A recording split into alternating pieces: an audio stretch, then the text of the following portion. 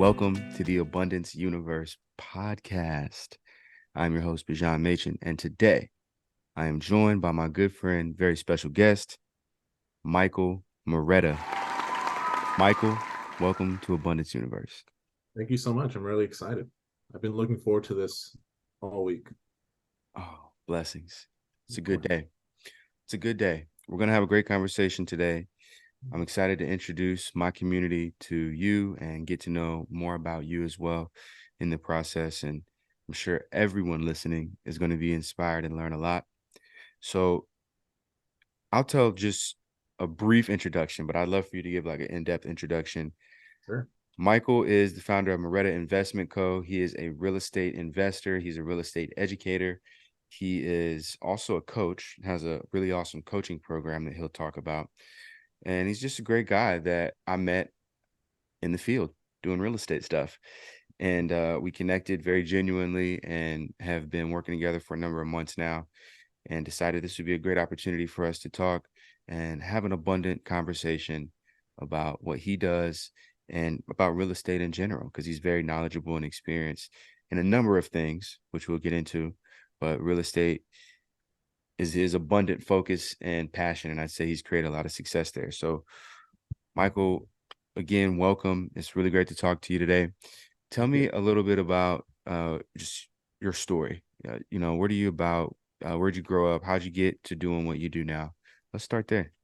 Sure. Well, a lot of people are taken aback by this, but just like you, John, I come from an artistic background.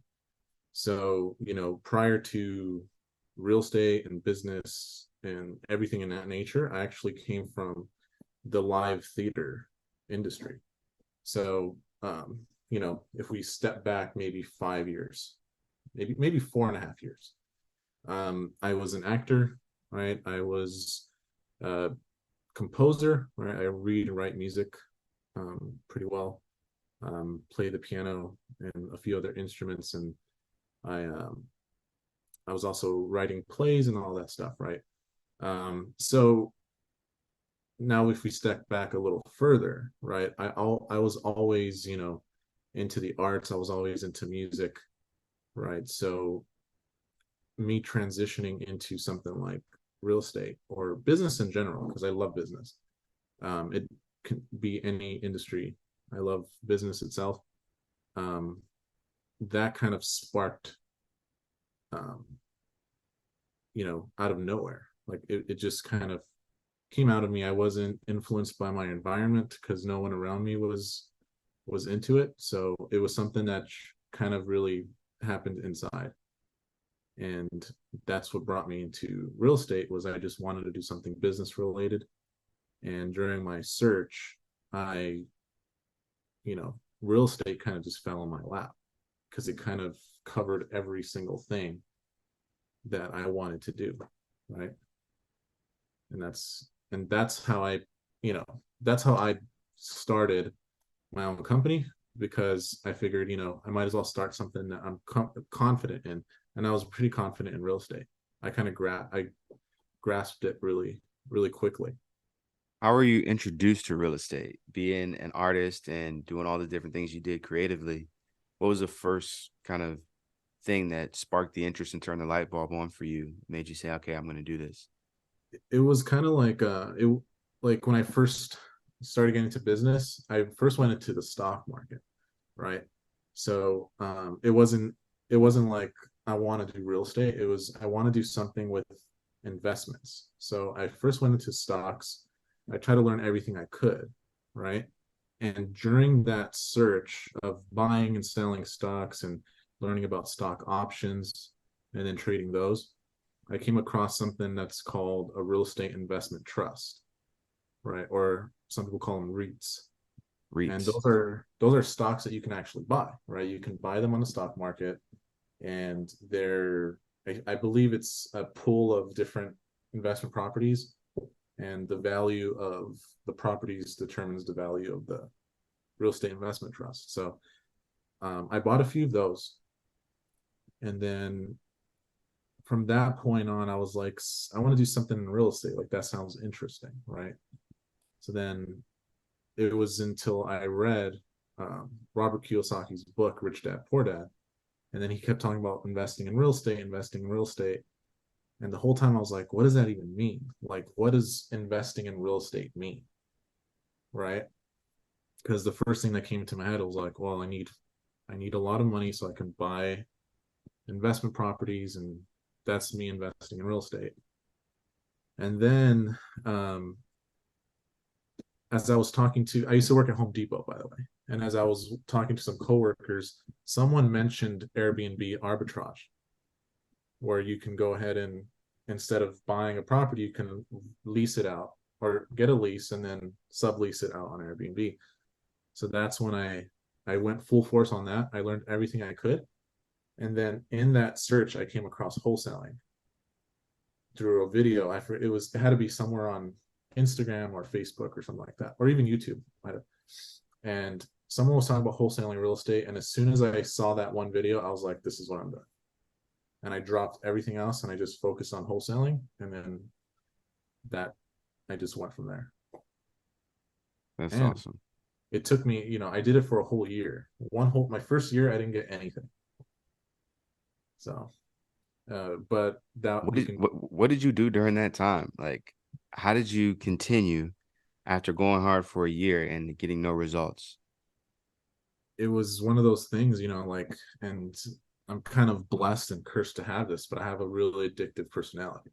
So, like, I can get really obsessed with things, right? And that's what helped me get through that first year because I was working at Home Depot, right? My shift started from 4 a.m. I had to clock in at 4 a.m. And, I would clock out at 8 a.m. sometimes or sometimes at 12 noon, depending on the day. So my lunch break was always at 9 a.m. So what I would do is I would clock in at 4 a.m., work. On my lunch break, I would take my laptop and I would go to Starbucks, which was next door. And then I would use the Wi-Fi to start making cold calls during my lunch break. And then because it was a perfect timing, 9 a.m., then I would get off at 12 noon, make more phone calls, and then in the evening 6 p.m. make more phone calls. So I was kind of doing like 2 hour shifts of cold calling for months and months, and I didn't get anything, but it got me really comfortable with talking to homeowners, that's for sure. Hmm. And it made me more confident in talking about real estate. Like, it made me more confident, and that whole year was definitely worth it, even though I didn't get a deal, because now second year two comes along and I can literally talk about it like, like I've been doing it for a long time, because I constantly called people, called homeowners, called realtors, and all this stuff. And did you set up a schedule for yourself when you were doing cold calling, or how did you get to the point where you had a system to make it actually work for you? And also, I would love to talk about your first deal and maybe Sure, do like a mini breakdown of that. sure. So um, I would build a schedule. So I'm really familiar with Google Sheets and spreadsheets and stuff. So I built myself a little CRM through Google Sheets, and I would have a list of like 400 maybe, and then each time I called, I would mark it a few times, right? For each time I called, and all the ones that said no, I would block it out in red, and I would just do it. My goal was to do at least 4 hours a day, so I would break up those hours, as I mentioned, in the morning, in the middle of the day, and then the at night or when everyone's coming home from work. And where'd you get your list? And When I and first, and let's tell people what a list is that may not even know. Maybe this is somebody's oh, first time hearing about wholesaling sure, real estate. What is a list, and where did you get a list, and what was that list that got you your first deal? sure. So when you're first starting in wholesaling, you have to um, look for homeowners who have some sort of distress or don't want the property anymore, just want to sell in general. So you would have to go to some sort of data source website that can pull all that information for you. PropStream, for example, is one of the most famous um, data softwares for real estate, right? It's equivalent to the MLS, right? Obviously the MLS is something that will probably beat all of them only because it's exclusive to real estate agents. But PropStream is like the next best thing. And um, so I had to get a PropStream account, and I would, you can search up people on pre-foreclosure. You can search up people or properties that are vacant, properties that have tenants in them. You can search up all that on PropStream, and you can export that list. And then it has the information of the house, the owners, the mailing address, and all that. And then the only thing it doesn't have, though, it's the phone numbers, right? So that's another obstacle that I faced when I first started, and a lot of people face at one point, right? So then there's this thing called skip tracing, where you take that list, you put it through a skip tracing website, and that website pulls all the phone records associated with the property to hopefully give you the homeowner's phone number, right? And um, that's where I would get the list from PropStream, and then I would use a website called skiptracing.ai to get the phone numbers. Although that website is no longer active, but there's a bunch of other skip tracing websites like Lead Sherpa, Batch Leads, a few more that I can't think of on the top of my head, but or you can skip trace directly from PropStream as well. And that's where I would get my list from. And I would do pre-foreclosures and vacant properties and stuff like that. Okay. So pre-foreclosures, vacant properties, any like tired landlords, Right, stuff like right. that. Yeah. And you call on zip codes. Now, were you calling locally or were you calling out of state? How did you think about the areas that you invested in for So your when I first deal? for my so when I first started prospecting, I just did it in LA, only because it's kind of intimidating to go somewhere that you weren't familiar with. So I did it all LA, and then I started to expand to like Kern County up north, and then to Riverside County. And then that's when, you would hear online about people doing it virtually and doing it out of state. So I started to expand and explore. And that's when I explored to Texas and then to Kansas, right?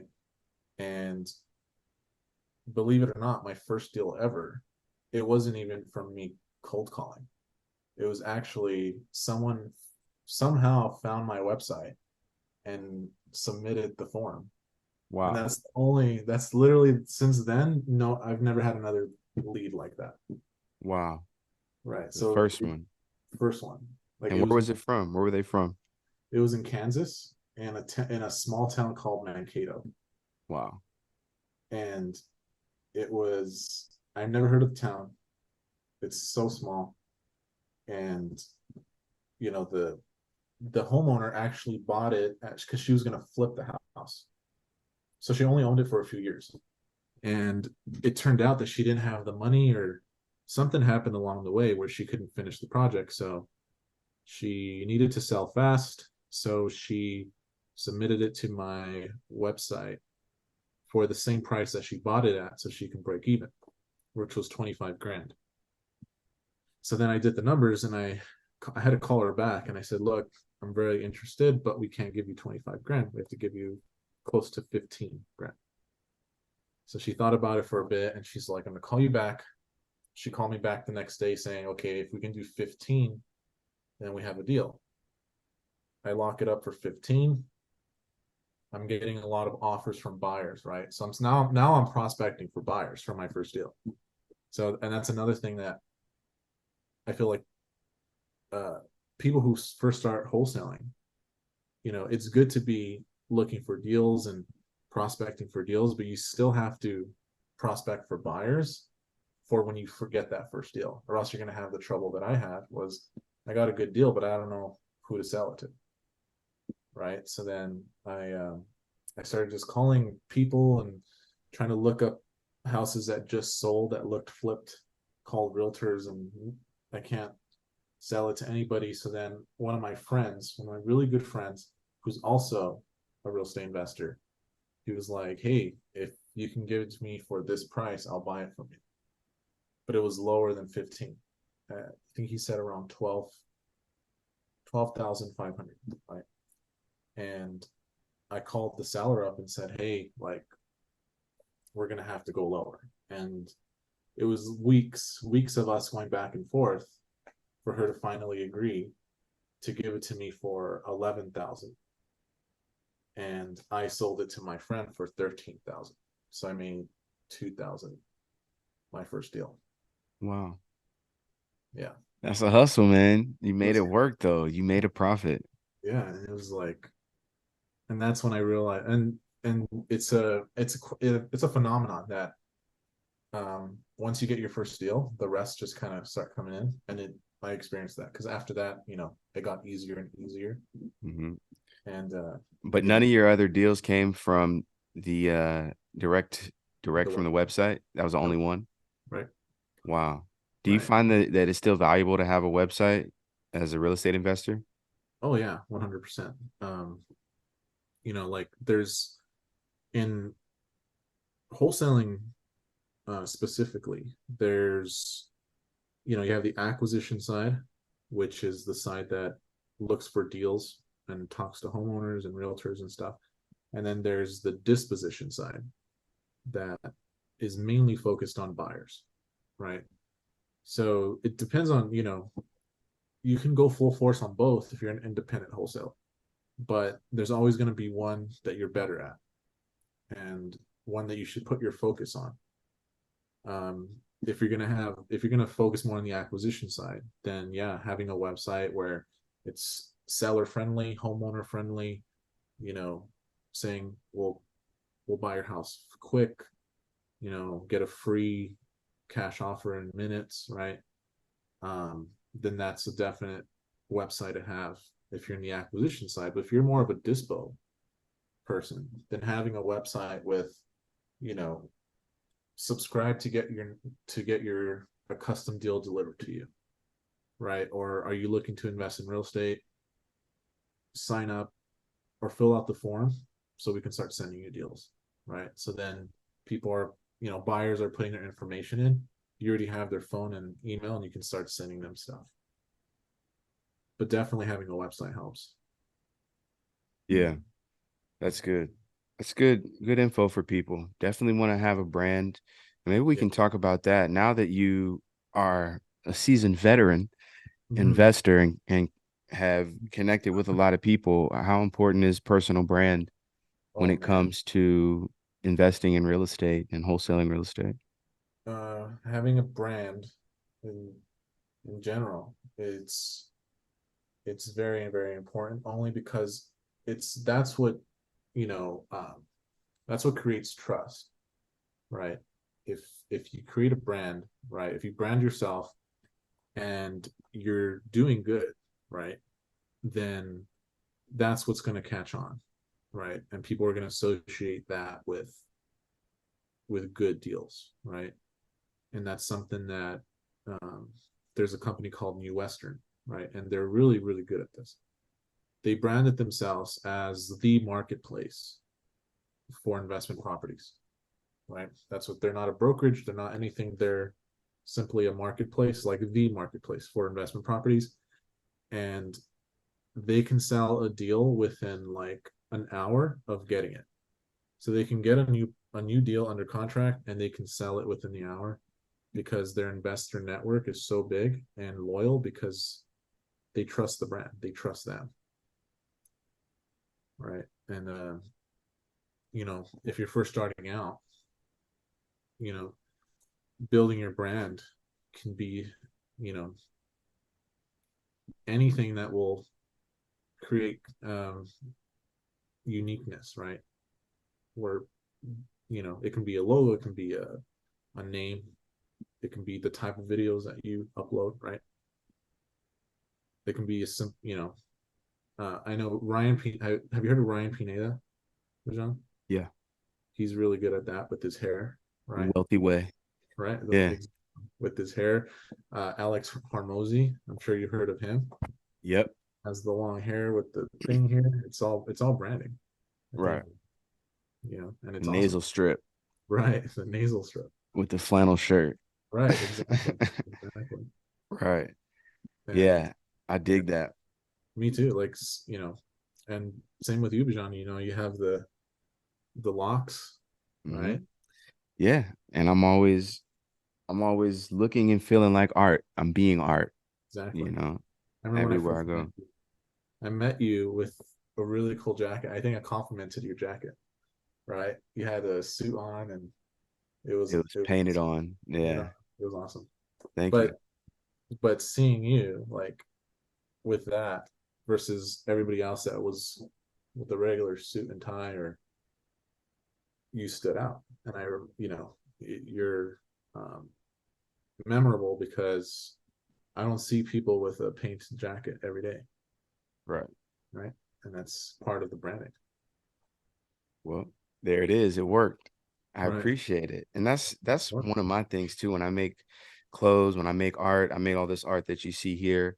I make music as well myself under the name Lambo Mach. That's this little logo right here. Lambo Lambo Mach, Oh, Mach, because my last name is Machin. okay, Lambo Mach. Yeah, and Machen in German means Mhm. to make or to create. Oh, nice. So it all Weird. works out. Yeah, life is art. I was born for this. Yeah, of But course. I love making things that are unique for people that appreciate uniqueness. And all my art is abstract because I appreciate the difference in things and the wabi sabi and the fact that we're all similar, but we're all unique. And we can appreciate our differences just as much as our similarities and things that we have in common. And appreciate together discovering new things about the world and about God's creations. Right, And I feel like being an artist is what allows me to really explore those phenomena and make life an adventure in a way that suits me the best. right, So I appeal to that, and that's part of my personal brand. And I'm every day working on doing more and more, not just to be who I am in public, but to share more and also inspire other people to be who they are and to right, be their true selves and to believe in themselves right, and have fun with life and love more. So that's what the brand is all about, that abundance. And right. that's why we're on Abundance Universe. Okay, so you got your first deal. Mhm. You got inspired through Airbnb arbitrage, which I think is fascinating. Yeah, You know, it's still real estate. I love Airbnb and getting creative with peer space or whatever it is, finding ways to make properties useful because right. people always need properties for different things. Mhm. So that actually got you into saying, okay, I want to try wholesaling real estate. You learned Yeah, about real estate and now you're an investor. Now, your strategy right now, you're wholesaling properties. Are you also interested in buying and holding properties? What's your take on buy and hold investments as I an mean, investor? if you're playing, the long-term game is the buy and hold, Hmm. right?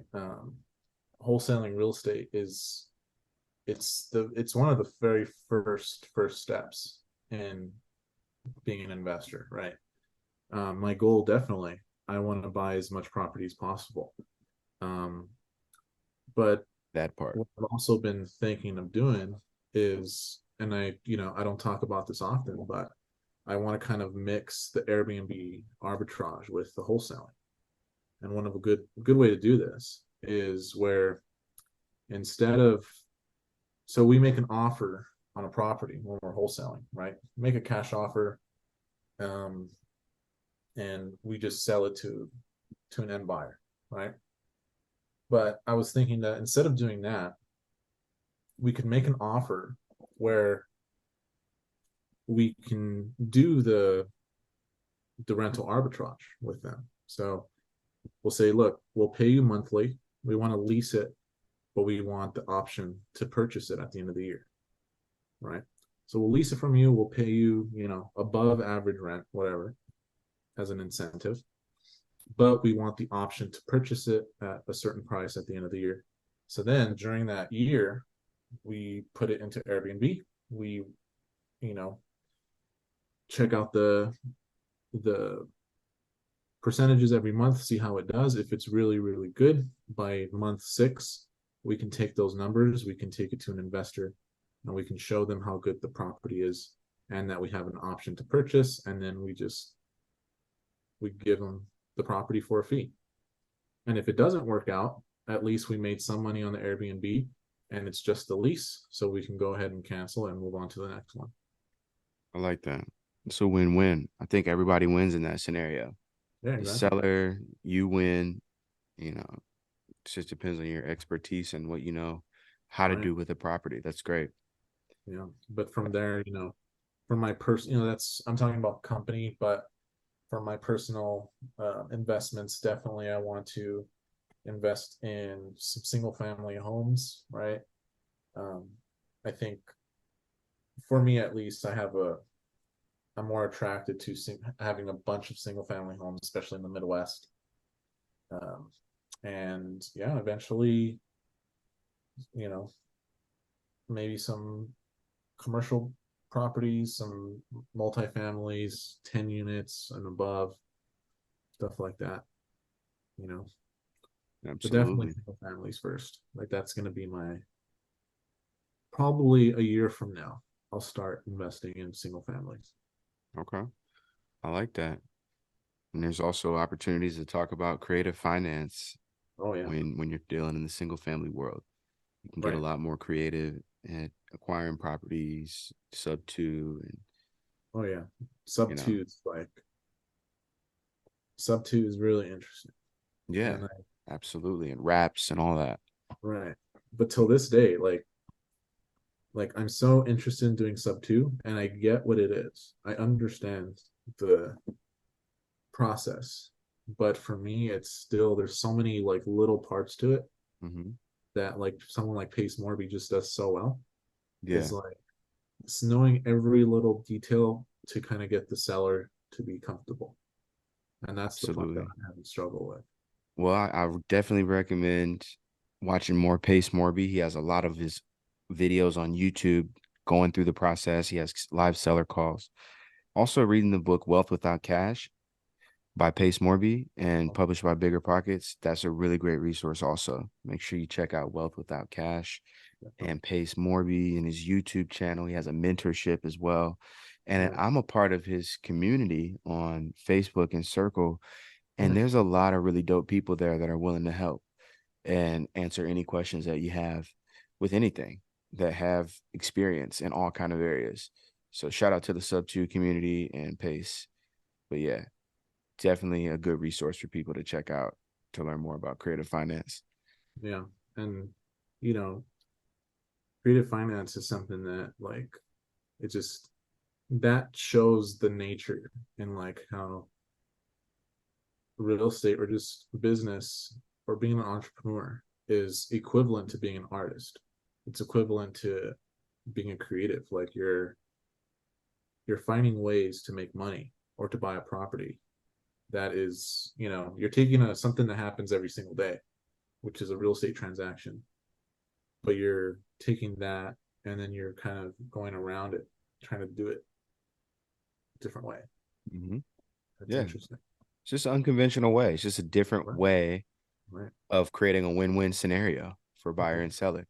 Yeah. And And that's that's that's that's exactly creative what real estate. it's exactly what wholesaling is too. Yeah. It's taking you know, something that's been around for a long time and making money out of it. Right. And Creating win-wins. oh yeah, That's what we do. Real estate wins. It's a vibe. right. Awesome, man. So you got into you got into wholesaling, but what took you from okay, I did my first deal to now there's more deals. Mhm. And of course, you built your relationship, you built your network, your reputation, I'm sure. But how did you decide to start your own real estate company? Like, what was that transition like from doing it like kind of on the side or just kind of coming upon real estate wholesaling to saying, I'm going to go all in, start Moretta Investment Corporation and really make this my full-time business? It's had to do with the same book, Rich Dad Poor Dad. Hmm. as I was reading it, and then I read his second book, which was the Cash Flow Quadrant, and that's what he explains. The quadrant, which has a E for employee, S for self-employed, B for business owner, and then I for investor. And he talked heavily on the difference between being self-employed and owning a business, right? He mentioned that even though you're self-employed, you're still trading time for money.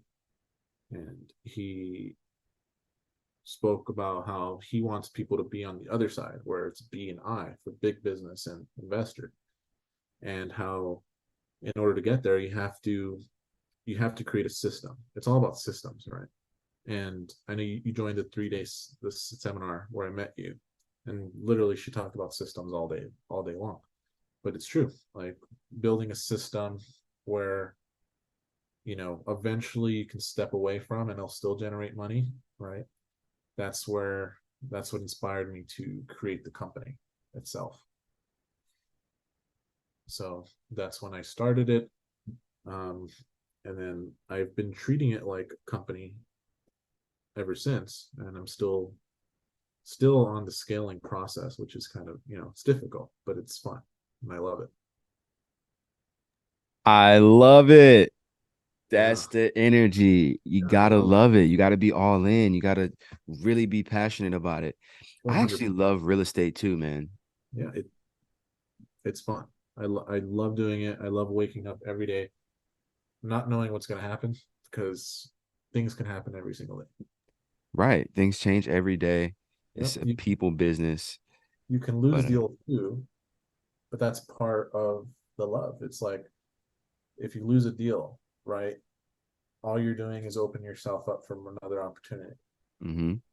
That's all it is. What are some tips you have for people to get more deals and make sure they're not losing deals? But what are just some basic tips if somebody is wholesaling real estate to that just lessons learned, like some of the things that you've learned that can help other people getting started?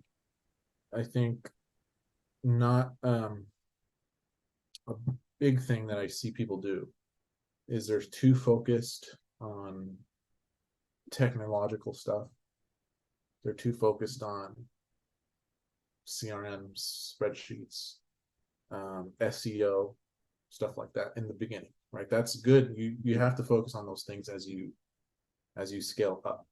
But in the beginning, I feel that taking less time away from, you know, marketing and SEO and anything technological based, and just starting to make calls and just starting to talk to people who have properties for sale or realtors, that's will really help someone who needs to get their first deal. It's don't worry, and it's that whole what was it called, analysis paralysis thing, Yeah. where you're just overthinking it. Just do it. um, that's one thing. Another thing is, you know start doing on market deals that you can literally search up on Zillow that are for sale. If you go on Zillow and then you look at all the for sale properties in an area, and then you click the tab that says more, and then you can scroll down to put a keyword. If you put the keyword fixer, it'll show you all the fixer uppers that are for sale, and just start making call, like, analyzing the deals, of course, coming up with a good offer, and then just calling the real estate agents that listed up, and just make offers to them. Hmm. You know, I I make at least 5 offers a day to realtors. What's the keys to making an offer? Can you break that down? And where do you even get the contracts or whatever to make an offer? So, Let's say um, on market offer. gotcha. So when it's on market, right? Um, the biggest difference is that you're using the Department of Real Estate contract, right? So you're using the contract that every single real estate purchase um, requires. So if you make an offer to a listing agent, right? And there's two ways you can do this. You can find an agent and say, hey, can you represent me? I want to buy this property. right? So they, you give them what you want to offer, and then they write up the contract and they send it over to the listing agent. You can do it like that, or you can do it the better way, which is more effective. Is you can call up the listing agent and say that you're interested, that you're the buyer, you're the buying party. You're not represented at the moment, so if they're interested, they can represent us or me, and they can double end the deal. So now they'll get both commissions instead of just one. So then at that point, you can text them or you can email them your offer, right? And the offer can literally be, hey, hey John, it was nice speaking with you. Here's my offer for this address, right? And then you put the buyer's name, then you put your name or your company's name. You put the price, the earnest money deposit, how much you're going to put, the inspection period, the closing period, and then just email to them and say, you can send the contract to this email for me to sign or whatnot. Okay. And it's that simple as just sending an email, or you can send them a text. Nice. So have you had offers accepted via text message? Um, yeah, I've had, like once you send the text over, right, they're gonna actually write up the contract for you, and then they're gonna send it to your email. So yeah, I've had offers accepted from me texting them. And is there an example that you have of a profitable deal that you've done that was on market that you could talk about? Yeah, Maybe one of your best deals or your favorite on market deals. How'd you find the deal?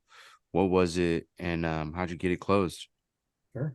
So one of my favorite on market deals was in West Adams, right? And I like this one because, and this is the beauty of building relationships, is that one was brought to me by another realtor. He brought it to me. He said, hey, do you want to make an offer on this one? And I said, sure. I did the numbers really quick. I threw out a number. He talked to the listing agent, did the negotiating for me, came back, said, hey, they're not willing to do this, but they'll do this. And I said, fine. And I'll offer this much instead.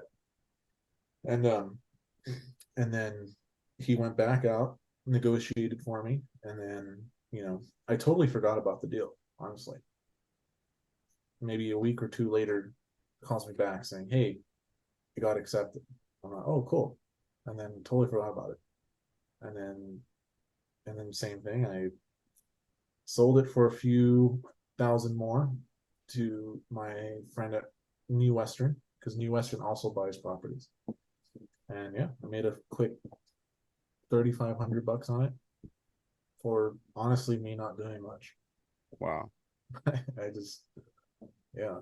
But the key is you got to get it under contract. If you find a good property, you have to get it under contract with either the agent or the seller for a certain price. Right. And another question I have is, say you're trying to get a rock bottom deal for a good price. Let's say just a good deal. There's an agent involved. Right. If you can get an offer accepted from the seller, how do you negotiate agent commissions? What if the agent wants more in commissions than you have meat on the bone for your wholesale deal? How do you deal with that?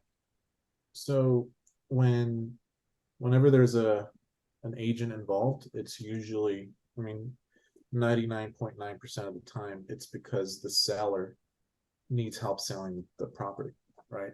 So in exchange, the seller is the one that pays all the commission to the realtor. So the seller technically hires the realtor to sell the property in exchange for, let's say, 5%. That's the usual. So 5% of the sale price. So no matter what price the property sells at, it's going to be 5% of that price. So basically, as the buyer, you don't even consider the commissions as an investor. That's completely taken care of by the seller. Your offer price is your offer price. Are there any other costs associated with closing on a property? as a buyer or an investor? Just the average closing costs, which title and escrow fees usually amount to maybe 1% or 1.5% of the purchase price. Okay. So, um, So you you got to know, have that prepared. Is there a way to calculate that? And then how do you find a title or escrow company or even know how to do that if it's your first deal? so if it's your first deal, the one of the best ways is to go on Google, search up title companies near me or escrow companies near me, and then start calling them up, right? And then ask them, hey, do you do assignments, right? If they question what that is, then they're not a good company to work with, Okay. right? So If you they want to buy, you do want to find a wholesale friendly title and escrow company, exactly, asking if they do assignments. And that's exactly, probably a good thing to do beforehand in the area that you're investing in, right? Like maybe right, even before you start cold calling, is like maybe find a good wholesaler friendly title or escrow company, maybe a few, right, so that when you do have the deal, you already know how to get it closed and there's no questions asked. There's nobody trying to slow down the deal because they're not familiar with how to do assignments. exactly. And even at that point, like I did a deal in New Mexico, and then I also did a deal in Kansas, where the deal that I did in Kansas, actually, the Kansas one came first, New Mexico came after that. But the escrow agent or the escrow officer of the Kansas deal rec- recommended me to the New Mexico escrow officer. So that's also where you can get more escrow people or officers and agents under your belt is by referrals from, you know, because they're going to get a referral fee either way. So it works out Right. for And the power of personal brand. Like people yeah, know yeah, to exactly. recommend Michael to this person. And Right, now we got a connection made because they know your name. They thought about you. right, right. That's the key. Yeah. Being known is such a key. What do you think are some good ways for people who are real estate investors to be more well known and to have a positive reputation and a positive personal brand as they go out into the world? Communication is key. Communication is, I think communication is way more important than, obviously closing deals as much as you can.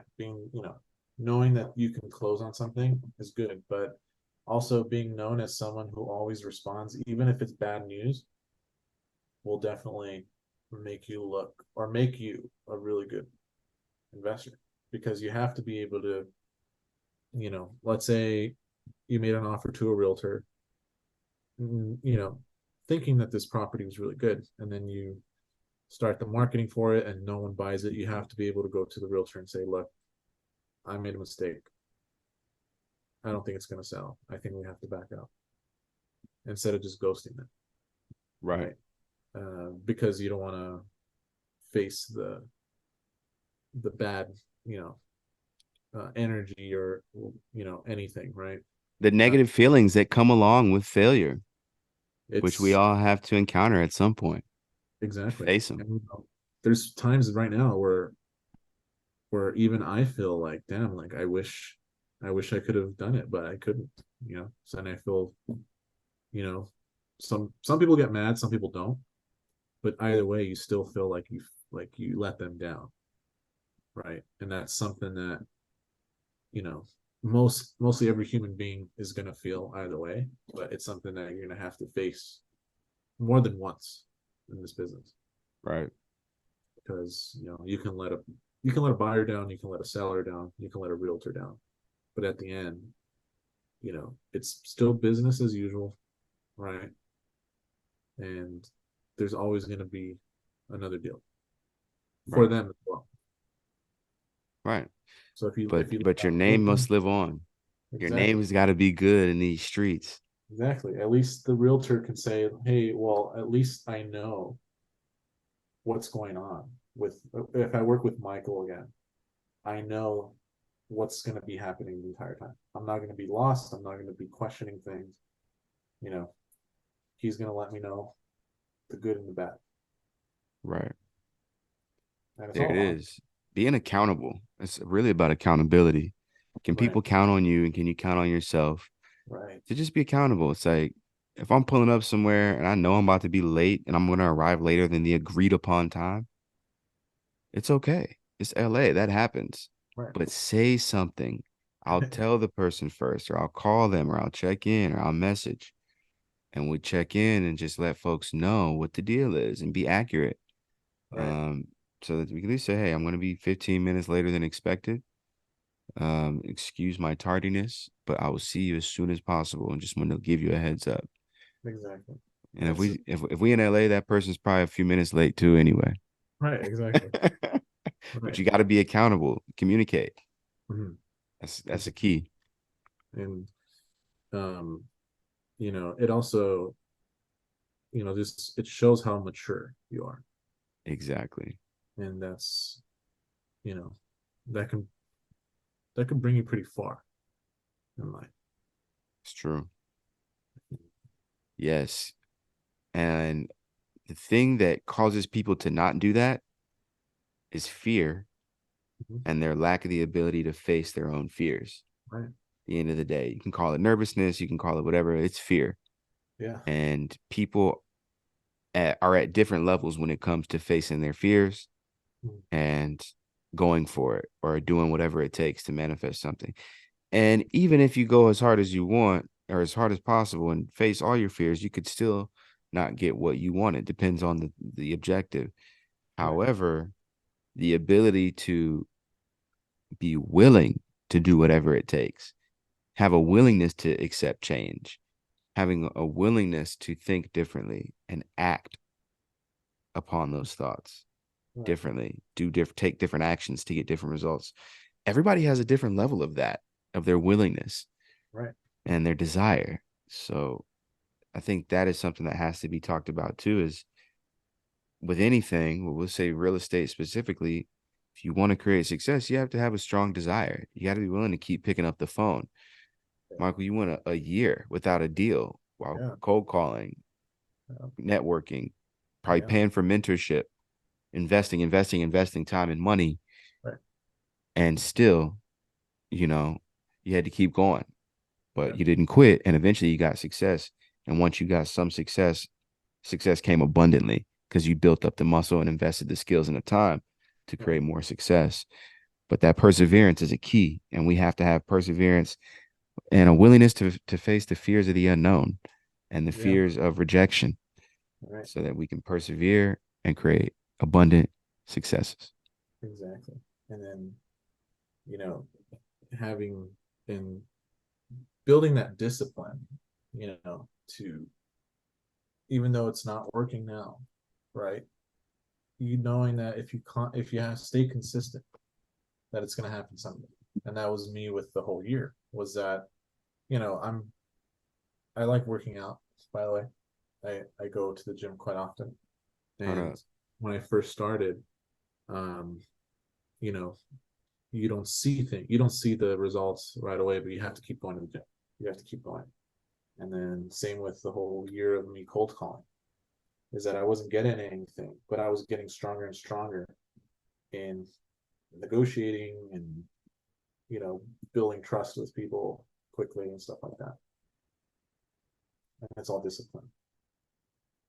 And I think that's discipline's actually one of the biggest things that I think was lacking in my first, in my younger years. Because I'm 26, by the way. But when I was, in my teens and early 20s, I feel like discipline was one of my one of the things that lacked the most, for sure. And that's what kept me from, being successful and in my definition of success. Right. How do you develop discipline? How does one develop discipline? Sheesh, that's tough, honestly. Yeah, That's a it definitely depends on the person, It depends on the person. It depends on the upbringing too, right? right? And the Uh, belief system. 100%. I, I went to Catholic school from kindergarten to eighth grade. So that definitely like put a structure in my mind, right? Because I was around discipline from kinder to eighth, so growing up. So depends on the environment, depends on the upbringing, the educators that you had as well. So I think education is really important, right? And so I really like what you do and how you're focused on education, because it's that, especially with young kids, can really change their life. We uplift the world. You uplift the world. Shout out. Yes, yes, yes. Thank you. Of course. So, how does one get disciplined? I don't know. That's a hard one. It varies, you know. For me, it wasn't until, you know, because I kind of rebelled for a long time. It wasn't until, you know, 21, 22 when I something just clicked. I don't know what it was, but something was like, I need structure. I need to start waking up early every single day. I need to start working out every single day. I need to start, you know, working, stop partying, stop going out, just focus. It was just a switch. So I don't know what attributed to that, honestly. You just made a decision one day. Yeah, I You think, probably had a change in your desires too. You first said, I want different results. right, And that means I got to do things differently. right.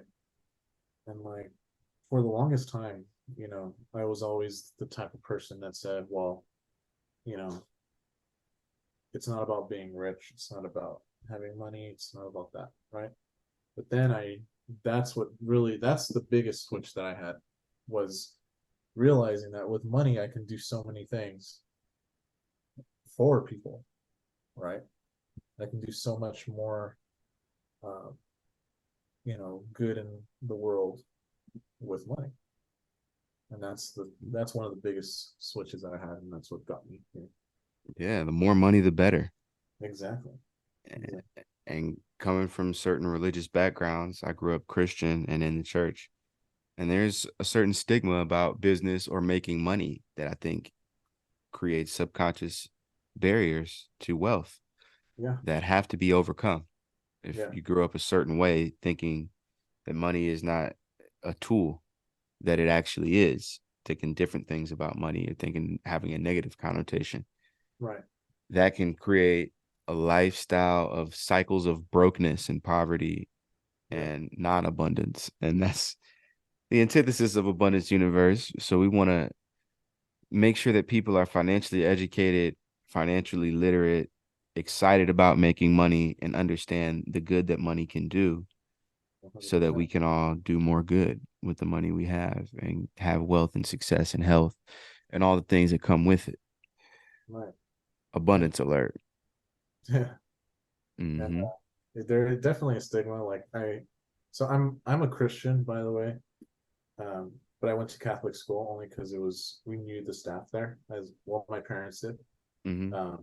But I still go to worship sometimes on Sundays, and there's still that negative connotation to money and to wealth in general.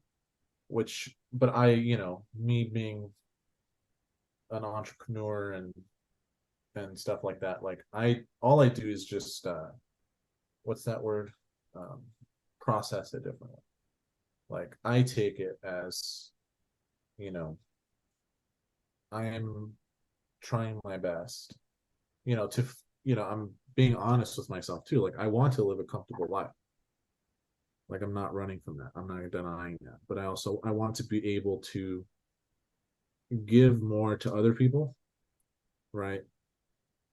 Easily and more often than I can now, or than what I could back then. More abundance. More abundance alert. Abundance alert. Let's have it. Let's have Yeah. more abundance alerts Yes. day in and day out. Yeah. I feel that. And there's so many different ways to create it. One of the ways that I've tapped into is providing valuable education. And I think that's something that we both share a passion for, Yep. that we can do more of, and creating products that educate and take people to the next step, Right. that are investments in their education. Right. That is a key. Those are some of the best investments I've made, is in courses, books. I got 2 copies of Rich Dad Poor Dad right here on the bookshelf right now. You know, it's like a staple. I might have a third copy actually on this other bookshelf here, but it's like certain tools can really accelerate the mind so that we can create new habits and new paradigms for ourselves, and Right. new ways of thinking about wealth, money, and health. I've done a lot of reprogramming around money, Mhm. probably done more around my health, around not just exercise, but diet, Right. eating, and what I listen to, how much TV I allow myself to consume per week. Yep. Um, it's like very limited. For a couple years, I didn't even have a TV. I sold my TV and just YouTube videos on the phone only. Like, I'm only learning skills if I'm going to watch something. Right. And Right. that was a mode for a long time. Now I've allowed myself to appreciate certain shows, and also have like friends who are actors and actresses. So I watch their shows to support what they do as well. But I spend a lot more time, even if I'm doing that, I'm like also on the computer doing something else, Yeah. working on something else. So there's a consistent focus on betterment and self-improvement that is such a key and has become an important staple in my life. And that's one of the things I think anybody wanting more discipline can do, is like become more serious about learning and building skills and implementing those skills Yeah. to create change in your life and the lives of others. Yeah. Just keep moving forward, Yeah. keep connecting, keep increase the uppage, as I like to say. Yeah. Just Yeah. increase the uppage. Yeah, of course. Yeah, We're always learning. And we always should be learning. You'll never know everything. Um, so might as well keep learning everything, right? Keep learning as much as you could. exactly. And I love And learning things. keep learning and keep attempting, keep trying, like Yeah, keep doing. I don't use the word try, but you have to try things before you can do them, right, so try something and then do it. right, But once you become too afraid to try to make that one call, try to send that contract, try to make that offer, try to learn that new skill, try to edit that video, try to make that song, right. try to drive that car, try to get that down payment for that new Lambo if that's what you're into. Yeah, Whatever it is, yeah, you got to try to find more buyers for your property that you got under contract. yep, If you're willing to give it another try, success could be right on the other side of that try, but exactly. it got to be willing to give it a try regardless of the result, Yeah, without knowing the outcome. right. Just keep going, Because keep trying, like deep keep down, doing you it. don't have to do it. Right. You have to do it. You have to just, you know, and something like, what stopped me too, like in the beginning of doing on market deals, was just dealing with the realtor was so intimidating, right? That's what prevented me from making on market offers. And eventually, till I just got over it, and I just made it, you know, offer, and it was not a big deal at all. It was, you know, Did you use a script, or did you just have so many tries at trying what didn't work that you knew what did work? Or yeah, just from all the, from all the off market offers that I made, I'm like, you know what, I'm just gonna call this realtor, and whatever happens, happens, right? And then, yeah, no big deal. It's a person just like me, right?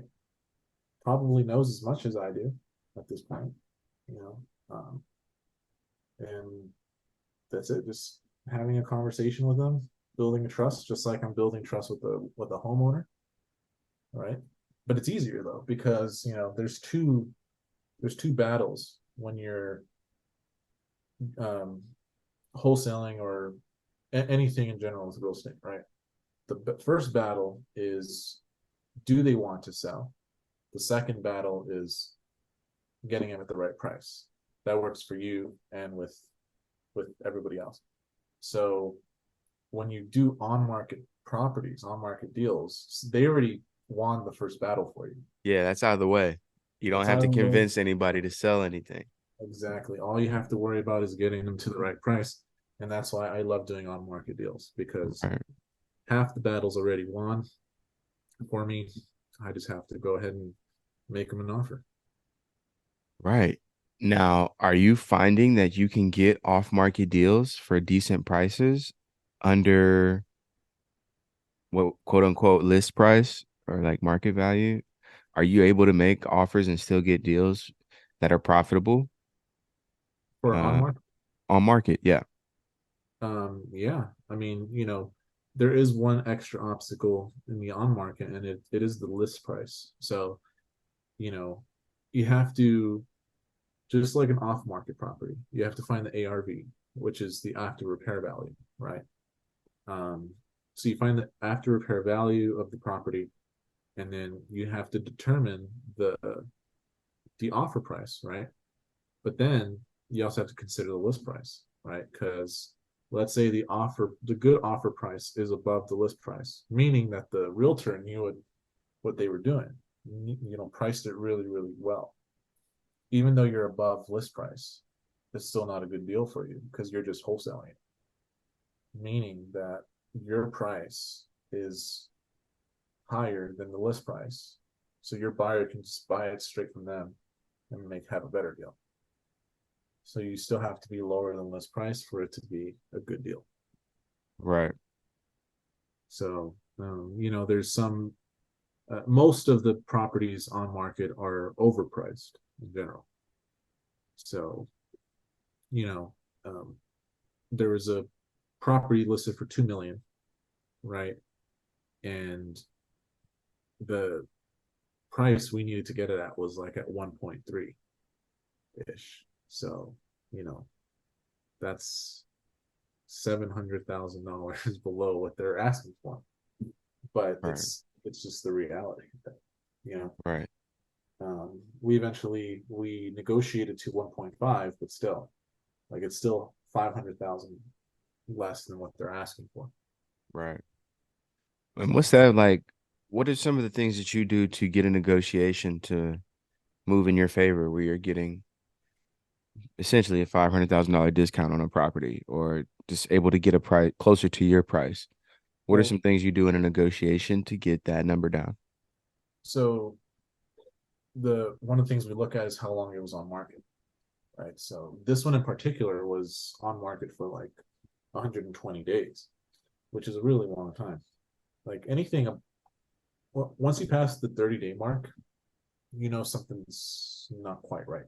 If it's not even pending, no offers accepted, it's overpriced. Once it hits 60 days, definitely, then anything above that is like, okay, well, they have a problem and it's most likely the price, right? So this one was on market for 120 days ish. And when I first, well, this one I didn't call directly. I had a buyer's agent do it for me. But basically, the conversation was, look, the do you know how much this property could be worth once we fix it up, right?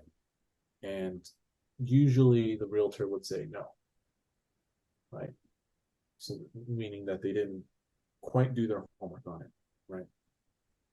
And then if they say no, then we say, okay, well, we're looking at a few comps here. Okay, this property here is renovated and sold for this price. This one over here is also renovated but sold for this price. So then we ask them, like, so it pretty much looks like we can sell it at that price, doesn't it? And then they'll agree. And then at that point, we say, okay, well, if we can sell it at this price, we're going to have to be at 1.3. Like it won't work. It won't be, the return on investment won't work for us if we're anything above that. So then it's usually, well, it's not going to work because the seller's not going to accept it. And it's as simple as, well, send it over to them. All we ask is for a counter, right? A counter offer. And then we get a counter back at, surprisingly, we got a counter back at like 1.7, which is 300,000 less. And as soon as we saw that, then we knew that they're willing to go down, so they're going to come down. Right. And, You got and some room. right. So then from 1.3, I think we did 1.38, then we did 1.4. Then they came down to like 1.6. Then we went to 1.4 and a half. They came down and we kept going down lower until we met at 1.5. But they kept trying to go up to 1.5 and a half. And we just said, look, um, you know, we can close pretty quickly. Okay. Um, we can't do anything above 1.5. We can close quickly. Um, if you want to accept it, that's fine. Would love it. But if not, then what's the alternative? You're going to go back on the market, probably be on market for another 100 more days. So the choice is yours at that point. Do you want to take a little less and close it now, or do you want to wait 90 more days before someone makes you the exact same offer? You just presented the facts in such a way. Right. It's like, all right, let's finish this thing up. Right. And also too, no, just explaining to them that you do realize that the longer this sits on market and the higher that number goes, the less and less people are willing to pay for it. So 100 more days from now, people are going to offer you 1.2, 1.1, because it's been on market for so long.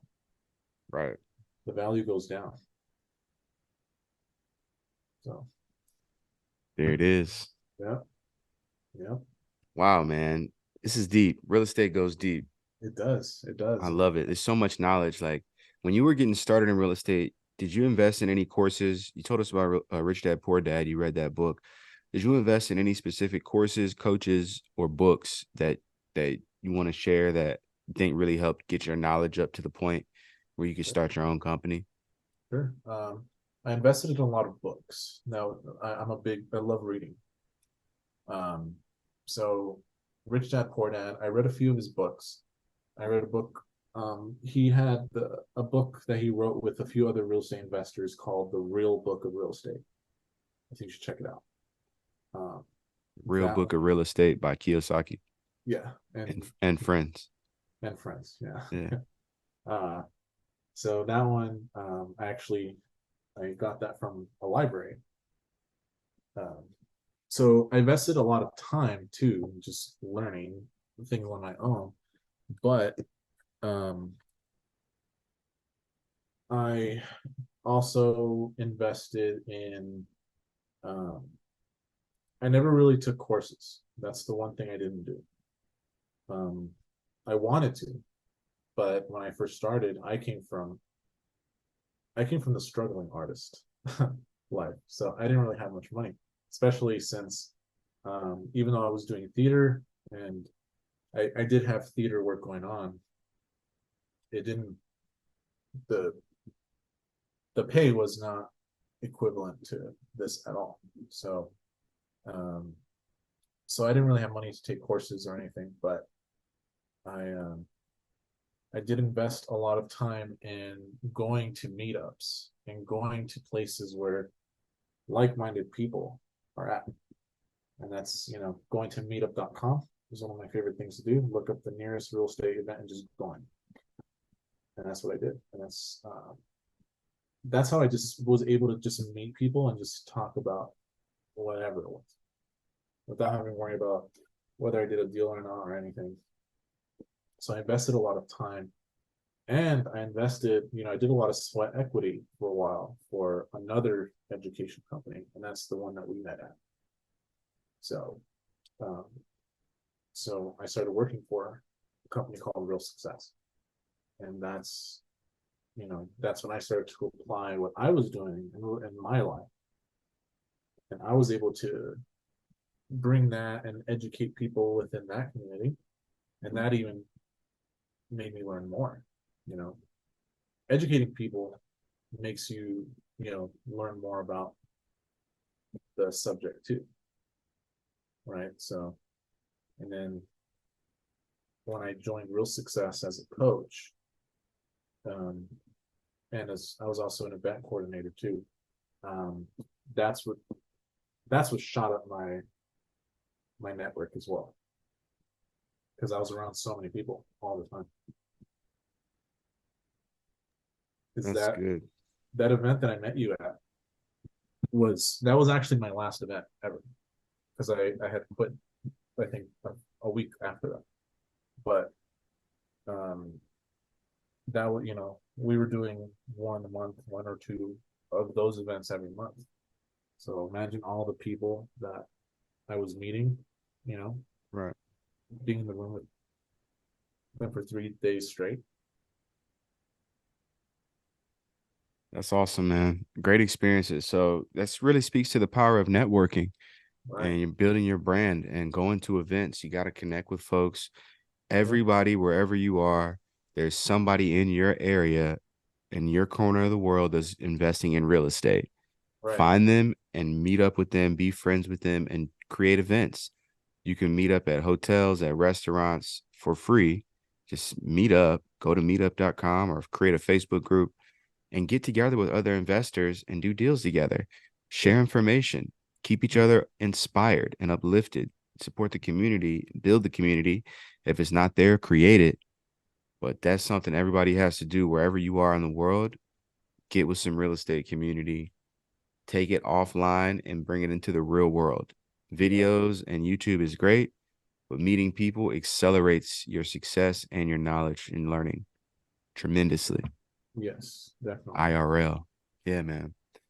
You got to mix the URL with the IRL, Uh-huh. you know, Yeah. in real life Yeah, I love that. and online. Yeah. That's And great. working for free too is one of the best things you can do. Like, Yeah. I also too, I left this out, but I'll let you know is that when I first started too, I actually helped another investment company with their cold calls just because I wanted to get more experience on how they handled the leads coming in. So there was this company in Chicago who they were a well-established wholesale company already, and they had posted somewhere on Facebook or Indeed or something, and I responded, and it was literally just for a cold call, right? So they're going to pay me hourly just to make cold calls 4 hours for them, 4 hours a day. So I did it for a while, and I wanted to know, like, how did their system work? What did they use? Like, what did they do with leads when they came in? I just wanted to learn all that, and I did, I did that for like literally $6 an hour. Like Wow. I didn't care about the money. I just wanted to learn. And then um, for real success, I started off with them working for free. I said I just want to learn. I'll come here every single day for no payment, and I worked for free. Wow. That's awesome. It wasn't until the end where they started paying me, but for the first 5 6 months, I didn't get anything out of it. Right. Just connections. And then after you're providing value for a certain amount of time, do you then have a conversation about compensation? I think yeah, because it it starts to turn into a, like, someone's only one person's benefiting at some point, right? Right. Because um, in the beginning, right, I'm benefiting because I'm meeting new people. I'm, you know, building my network. They're benefiting because they have someone who's, extra hands on deck, right? For free.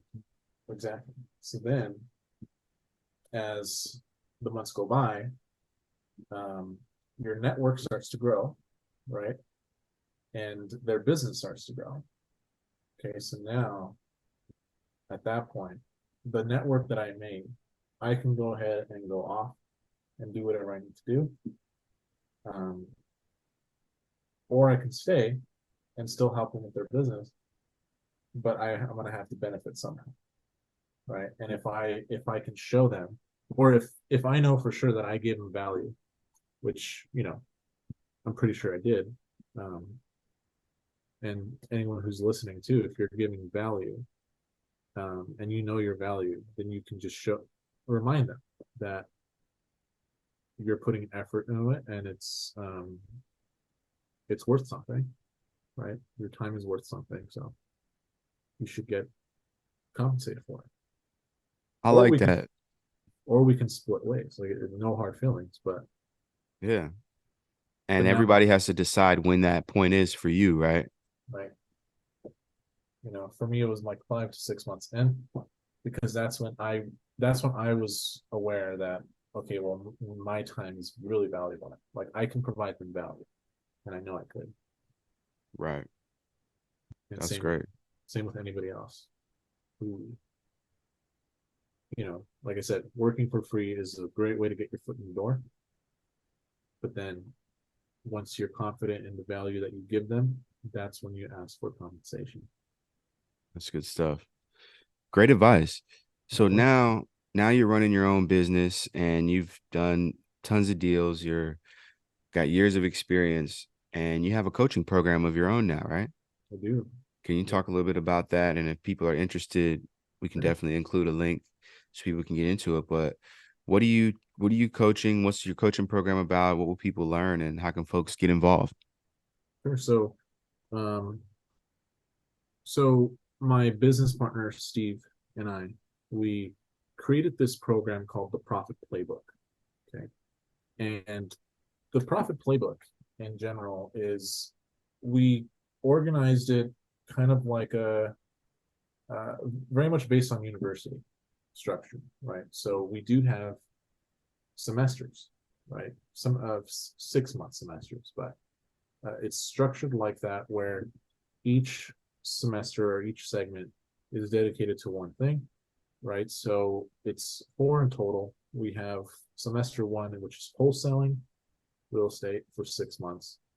From there, you go into flipping houses, semester two. Then semester three, you go into project management, because we felt that even though there's a lot of flipping programs out there, we feel like the actual management of a flip is something that's not so much talked about as it should be.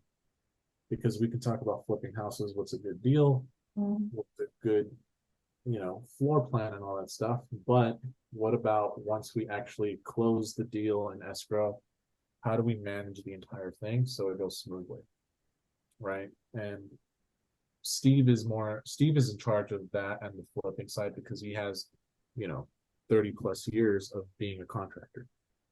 Um, and then semester four is our rental program, which, our rental program is, it's more designed for students who actually went through the entire process from wholesaling all the way up to rentals, only because it's one of those things where, you know, um, once you're in the community for a long time, joining the rental program is as easy, as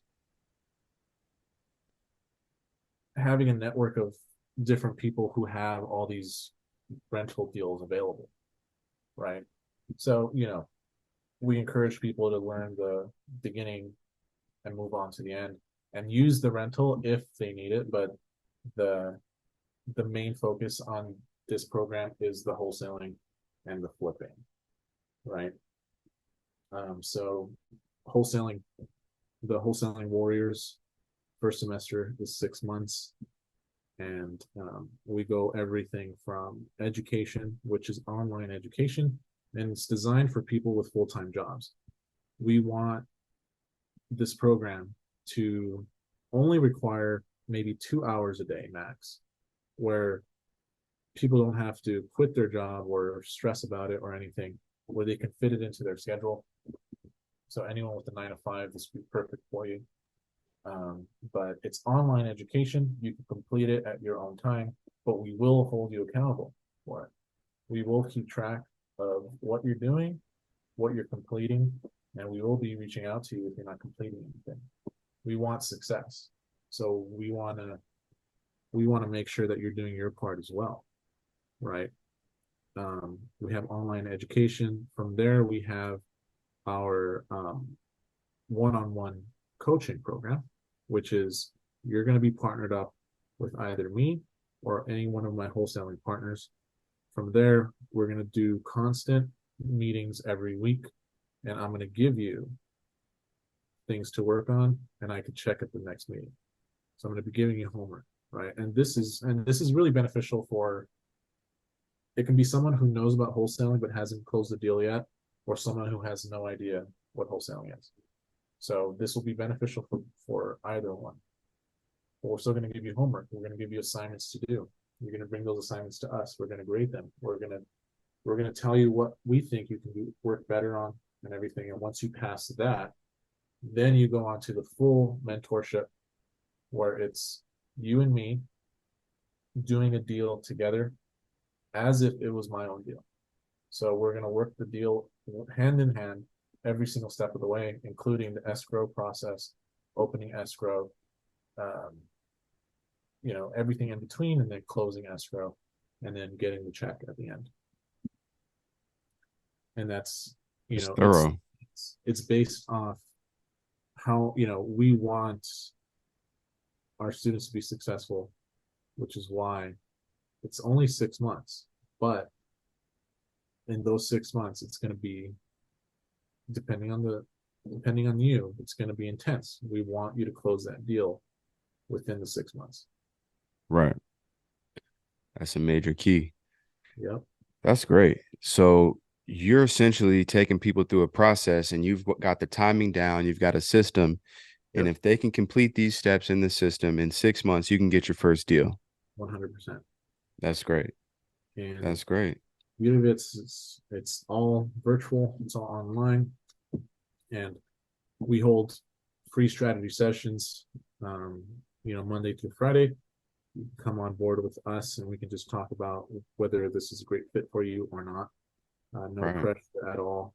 We also are doing 3 free coaching calls as well. So anyone So, who's listening, definitely reach out and see how we can get you on board.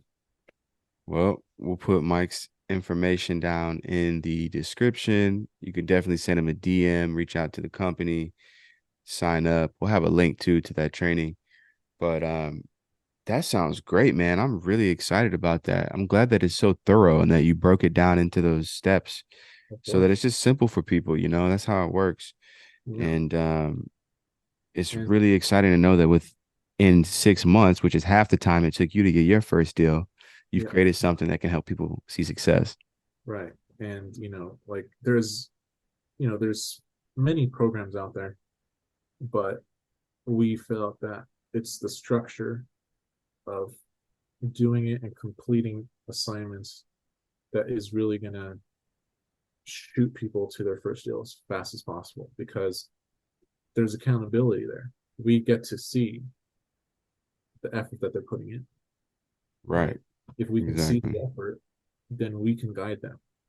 If we see lack of effort, then we can inspire them to keep doing it, to push, right? Absolutely, man. It's lit. Right. And I love it. I'm excited. So, yeah, online education, I see online education as the biggest opportunity for entrepreneurs and consumers right now and for the foreseeable future, quite honestly. right, It's the number one way that I learn information and have created change in my life. It's the number one way I receive inspiration, right. new music, so many different things, design ideas, all through the internet, all through online, other Yeah, people sharing their skills, their tools. And if you have a skill, if you have success that you've created and you have the ability to communicate well, teach your skills to other people. Get into online education right. and make sure you're sharing great information. Make sure you can give people real results. But we got to share more. We got to have people helping others create more success. I'm so grateful that you're doing that. Well, thanks, man. Like I'm excited too. It's I love teaching people. I loved teaching people in real success where I met you, and I love teaching people in general.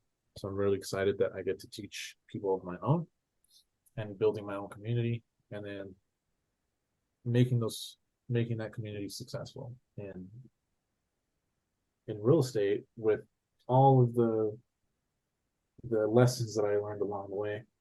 I can just pass them along.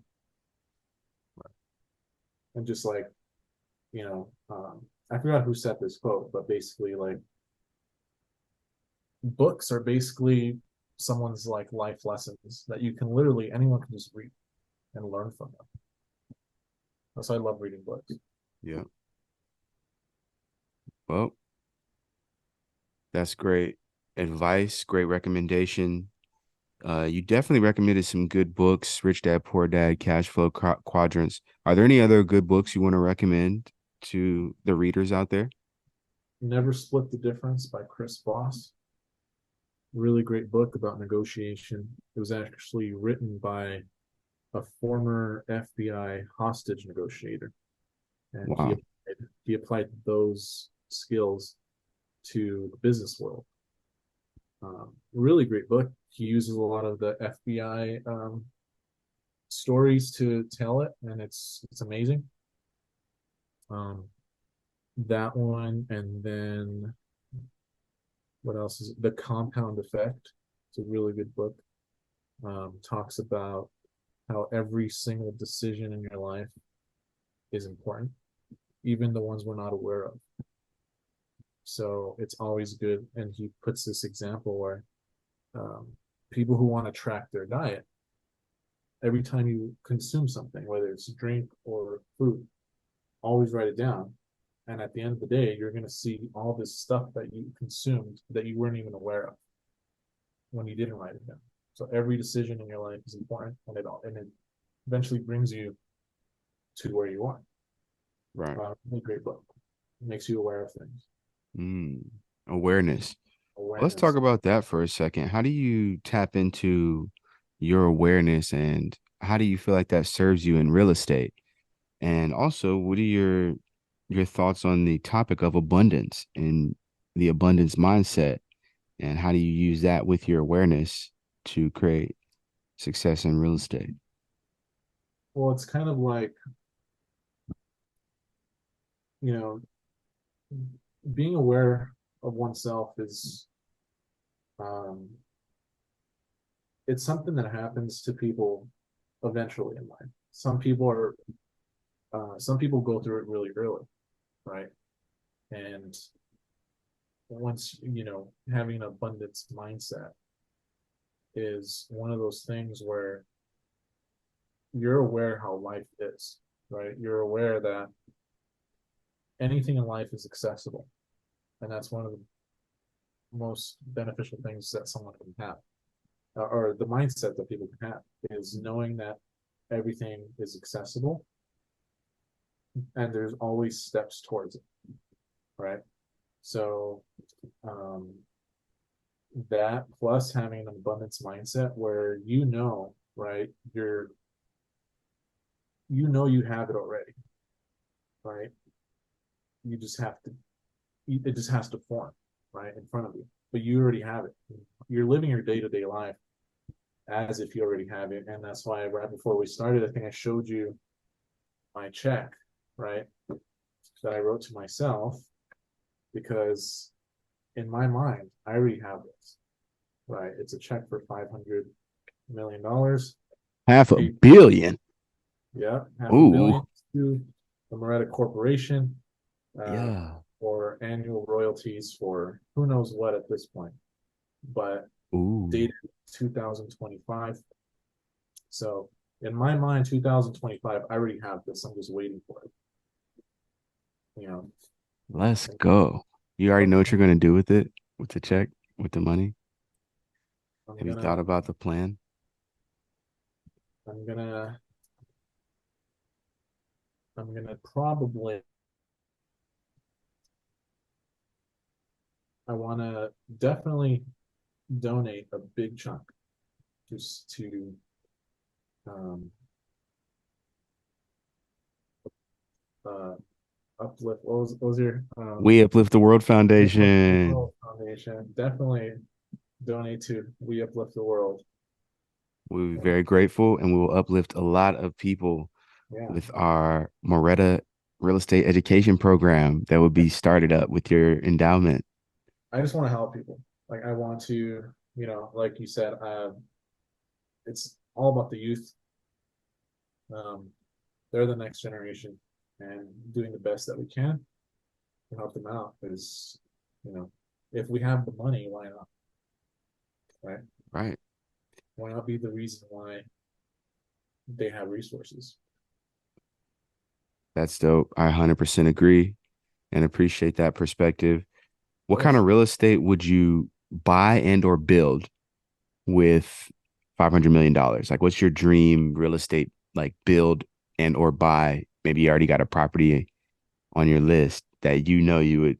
I'm gonna get that. I'm gonna build that. I'm gonna do that. Just real I estate want wise. I want to build a casino in Vegas. Oh, I like that. You had that one ready. You had that one ready to go. Yeah, I've been thinking about that for years. Okay, so tell us more about this Vegas casino, Moretta's. I just want to build it. I want it to be still thinking about the theme. I love the Bellagio. I love that theme, but I also love the Wynn. How that one's themed out. It's very Yeah, nice. it's nice. They're both very nice. So in that direction, I wanted. I just want a casino for something. You could definitely do it with 500 million. You could definitely break ground on the casino, get all the permits and everything, get it up and running. A syndication. Yes. Get some friends involved. Maybe Steve Wynn himself. Exactly. I like that, man. Is there going to be anything specific about your casino that you've thought of that's going to be different and unique? Um, Nothing comes to mind at the moment. You know, I do want to have you know, a really good pool and stuff like that. I just want it to be known as, every hotel there is known for something. I Yeah. want it to be known for whatever it is. I want it to be known for something unique, whatever Well, that is. I can add some really cool art, Oh yeah, sculptures. I do welded sculptures. I've done ceramics. I've done murals. I definitely will commit to doing the dopest art in your hotel and casino, down. as well as DJing the dopest parties with some of the best music. I would be happy to do that and promote the parties. If But it you're could in, be known for art and parties, it as could, well as maybe that's the number one place people go for education seminars and right? like really dope business meetups and like mentorship meetups and stuff, and like build it for that with that in mind. Right. Really dope spaces to have media, podcast studios, big stages, lights, the whole nine. Great for performances. Plays. And have Lambo Mach and Drake performance, Yeah. stage plays. I like that. Big theater. A big theater in it. Yeah, man, let's go. It's manifestation season. That It gets is. me excited because now I'm starting to see it. Me Like the too. more the more we talk about it, I'm like, oh, okay, we got some purple and green lighting over here. It's really lit. Got a whole AV department, just making it feel like the most spectacular experience you've ever experienced. Yeah. And that's, once you can see it, that's when you know you have you're gonna get it. It's an Yeah, abundance. man. It's the abundance mindset, abundance alert. Abundance alert. Let's go. Yeah. So I used to have this brand that I was putting out with shirts and hats and merch called Abundance Alert, and people were buying it. I'm thinking about starting it back up again. Would Hmm. you wear an Abundance Alert t-shirt or hat? Yeah, 100%. I'll wear both. Yeah. Yeah. I Yeah. might I might make some new pieces and get them out into the world and just get more of the real estate community understanding what an abundance alert is. Abundance alert is what you say when you are walking out of the escrow office with that big check and you just closed the deal, everything went smoothly, everything was perfect.